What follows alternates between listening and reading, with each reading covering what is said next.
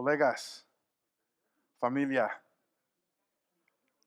Quisiera que ahora voltearan en su folleto a la tercera página y vamos a hablar del otro compromiso que es la empatía.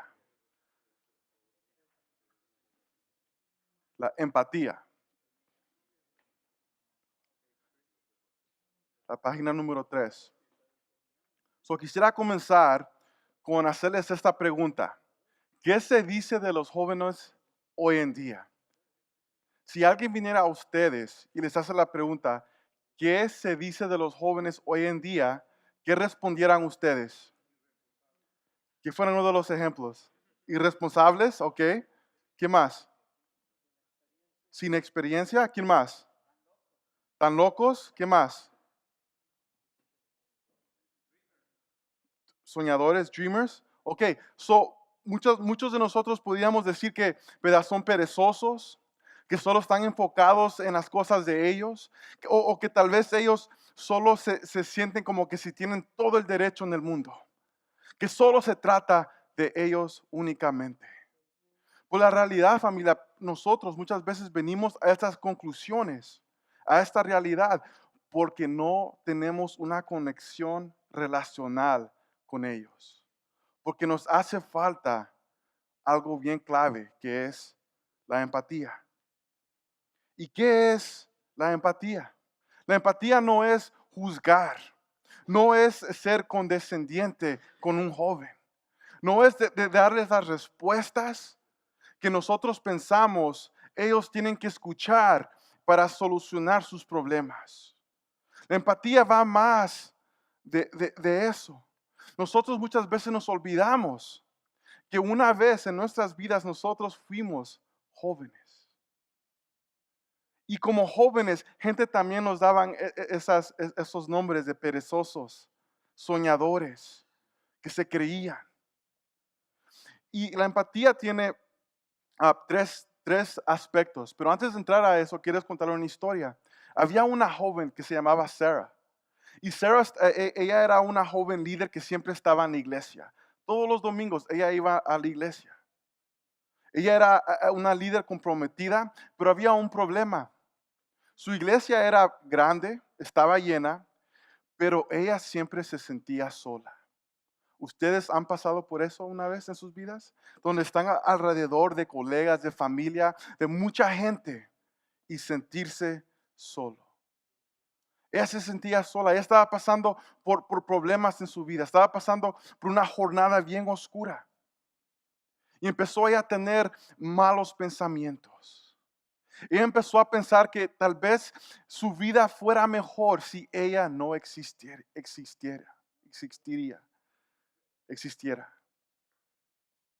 Y un día, la vida de ella se puso tan mal que ella decidió tomar esos pensamientos y hacerlos una realidad. Ella fue a su cuarto, encerró las puertas y empezó a cortarse.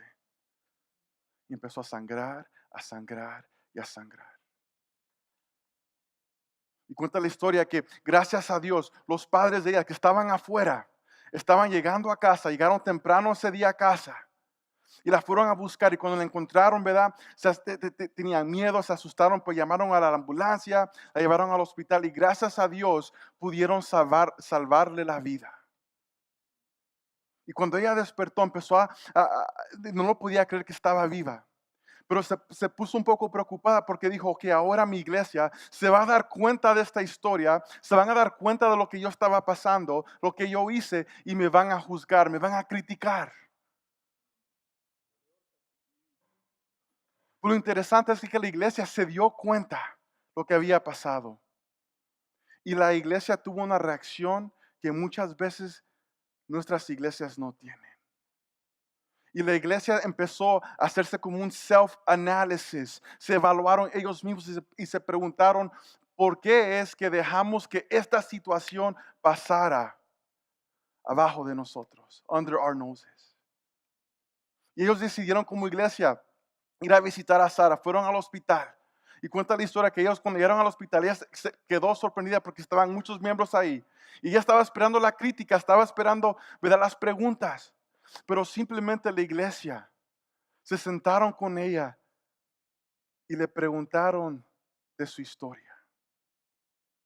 Ella lloró, ellos lloraron.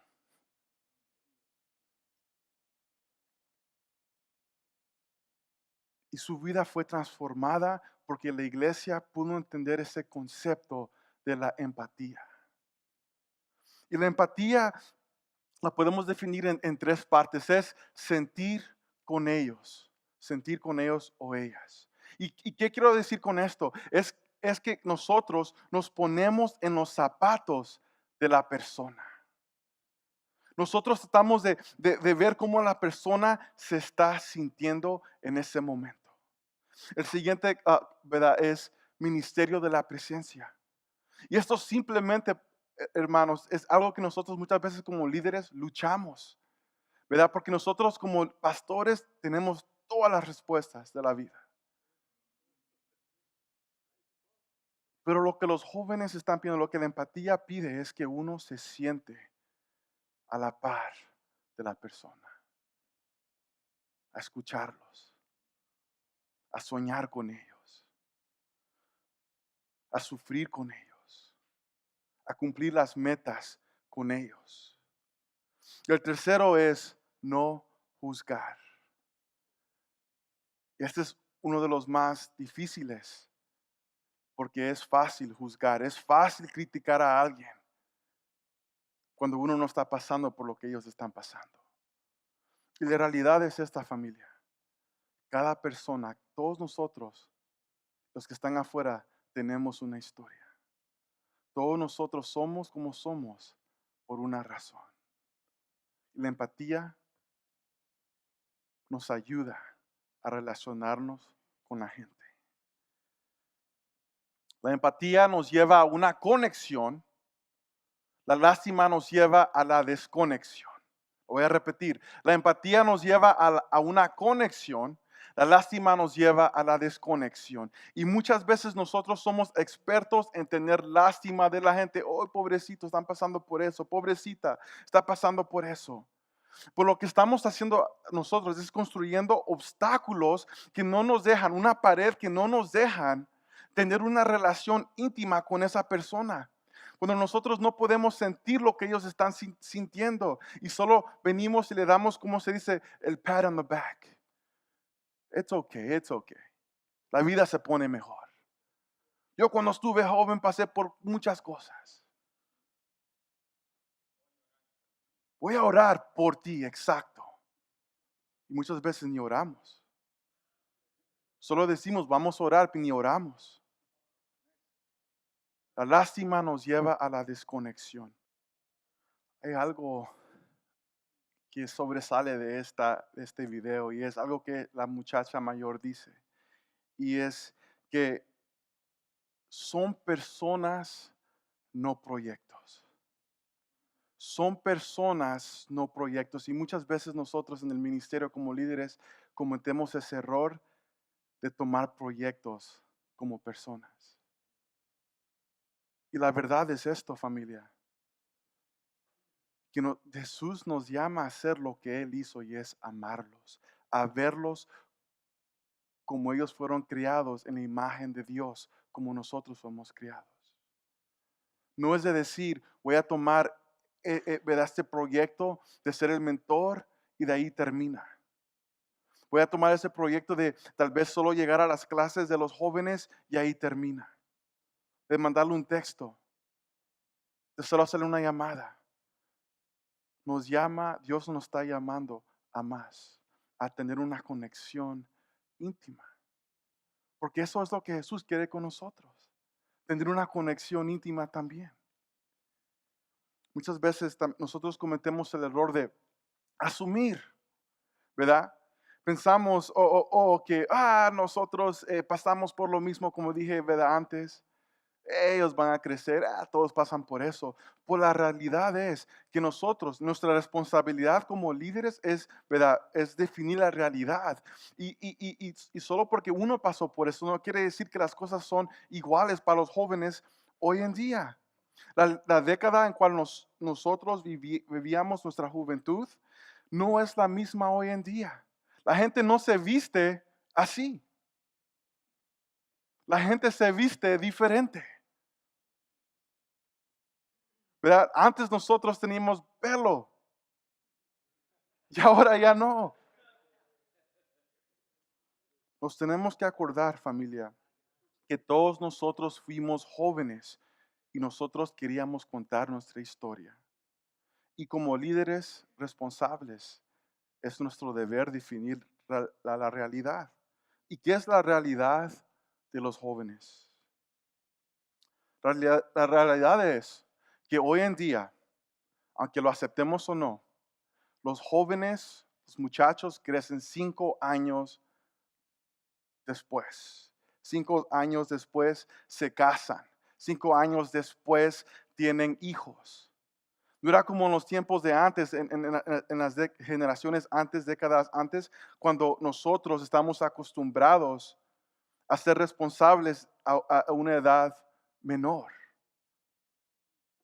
Por ejemplo, en los setentas, ¿cómo se dice?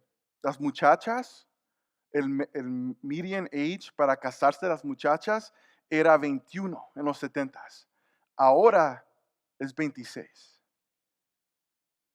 Y entre esos 5 años después, y entre más nosotros progresemos, ¿verdad? En el futuro, más va a crecer. Y este es la orden de vida que muchos de nosotros seguíamos. Éramos niños, éramos jóvenes, fuimos a la preparatoria, a la universidad y nos casábamos y teníamos hijos. Y seguíamos esta orden de vida. Pero ahora se mira así. Somos niños, somos jóvenes, vamos a la universidad, preparatoria a la universidad o trabajamos y después, 5 años después, nos casamos y tenemos hijos y ya no somos tan jóvenes. Ahora tenemos, ¿verdad? Crecemos 5 años después y también tenemos diferentes estructuras sociales.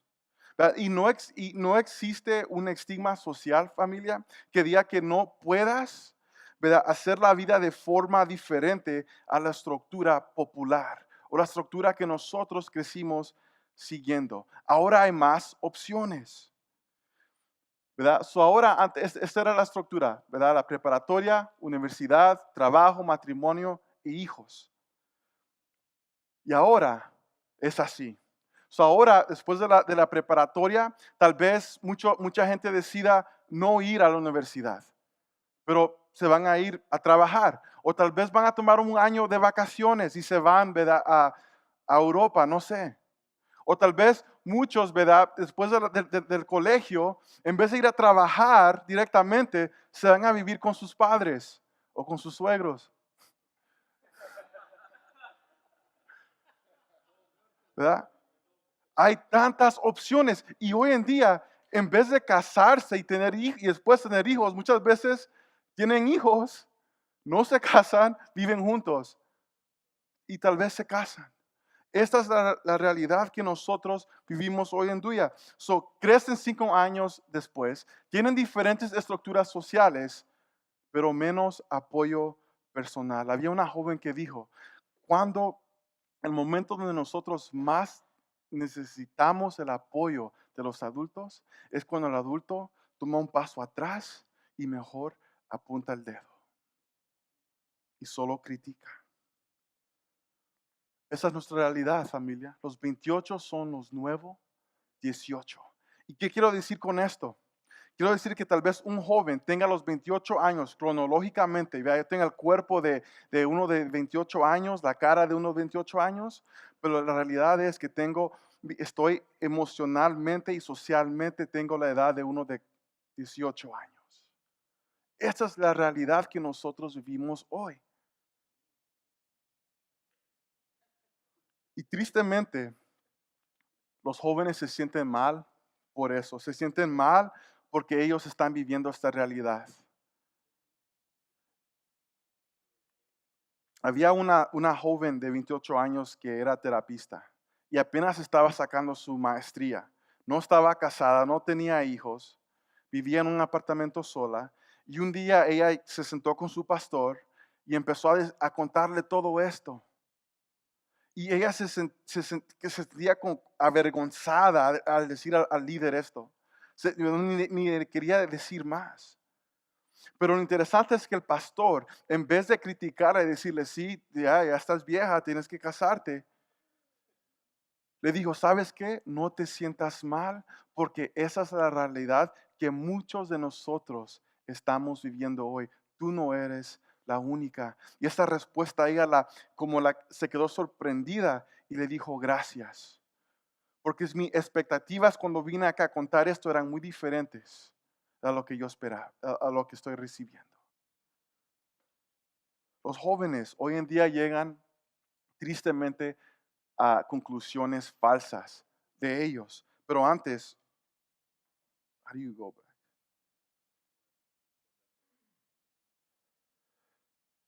¿Verdad? Se hacen ciertas preguntas que pertienen a la identidad, pertenencia y propósito. So, con la identidad nos hacemos la pregunta, ¿quién soy? Con la pertenencia nos hacen la pregunta, ¿en dónde encajo? Y el propósito se hace la pregunta, ¿qué diferencia hago? Y estas preguntas son las mismas preguntas que nosotros nos hacíamos. Estas preguntas se aplican a todas generaciones. Y como dije, tristemente cuando ellos contestan estas preguntas llegan a conclusiones falsas. Por ejemplo, tenemos hoy en día la tecnología. Todos estamos conectados a Facebook, a Instagram, ¿verdad? A Snapchat. Todos estamos conectados a la tecnología. Y tristemente los jóvenes encuentran su identidad en la tecnología. Son rápidos en poner fotos de sus vidas, ¿verdad? Y de ver cuánta gente les gusta el perfil. Cuánta gente, ¿verdad? Pone comentarios. Y ellos crean una falsa identidad y no están presentando la realidad de sus vidas, sino una parte editada. Y no solo a los jóvenes, muchas veces nosotros también como adultos mayores estamos cayendo en esto. ¿Qué es el obstáculo hacia la empatía? El obstáculo mayor, acuerdo a los estudios de Fuller, no son los programas que se están haciendo, pero el obstáculo mayor en las iglesias que no están creciendo joven, que no tienen jóvenes, es que los adultos no sabemos cómo tener una relación íntima con la juventud. No sabemos cómo llegar a ellos. No sabemos cómo escuchar la historia de ellos. Y para poder derrumbar este obstáculo, nos tenemos que quitar de la mente que necesitamos que la solución está en programas. Que la solución está, ¿verdad? Y vamos a tener una sociedad de jóvenes todos los sábados para los jóvenes. O vamos a darles un sábado joven a ellos. O ¿saben qué? Vamos a dárselos a HYM o a la Feja. O a un pastor juvenil. Pues la realidad es que eso no es lo que ellos están buscando. Ellos están buscando a tener una conexión íntima contigo y conmigo. Y familia, es lo mismo que Jesús. Jesús nos creó a nosotros para tener una relación íntima, no para tener programas, no para estar metidos ¿cómo se dice? En meetings. Él nos creó para tener una relación íntima y como quebramos eso en el jardín, Él vino y murió para que tuviéramos esa conexión de vuelta y va a regresar para que nos lleve a casa y podamos vivir con Él por la eternidad y caminar con Él por la eternidad. Yo me imagino que la primera cosa que yo voy a hacer con Jesús cuando lo mire es abrazarlo, caminar con Él. Y hay tres cosas prácticas que nosotros podemos hacer para aplicar esto. Y el primero es no juzgar, ¿verdad? Como dije hace rato, es de ponernos en los zapatos de la persona, es de escuchar las historias de ellos, porque cuando nosotros no juzgamos, entonces ellos se sienten más seguros y ellos pueden venir a nosotros y contarnos la historia que ellos quieren contar.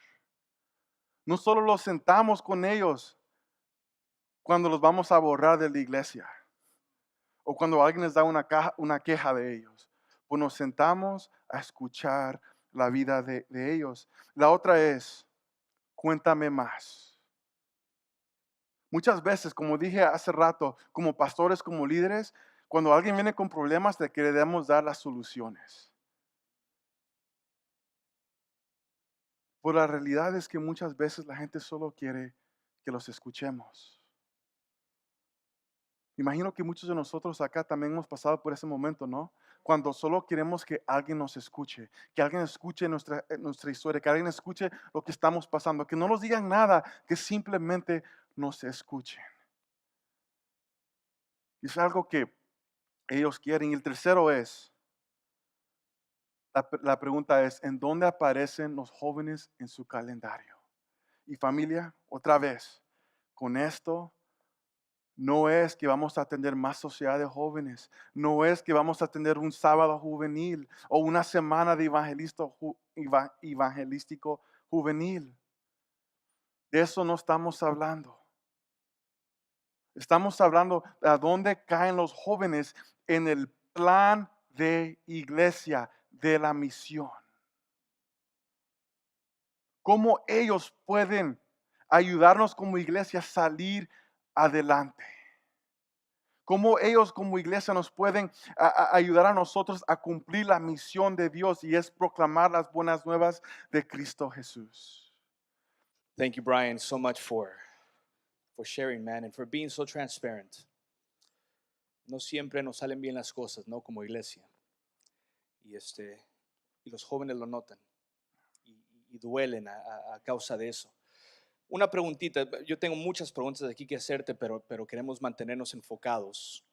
Y en unos momentos vamos a ponernos de pie y estirarnos un ratito para seguir adelante, ¿no? La pregunta que tengo es, el riesgo que tenemos todos de ver a los jóvenes como proyectos. En el video que mostraste, la muchacha dice, I was a person, not a project. Mm. We are people, not projects. ¿No?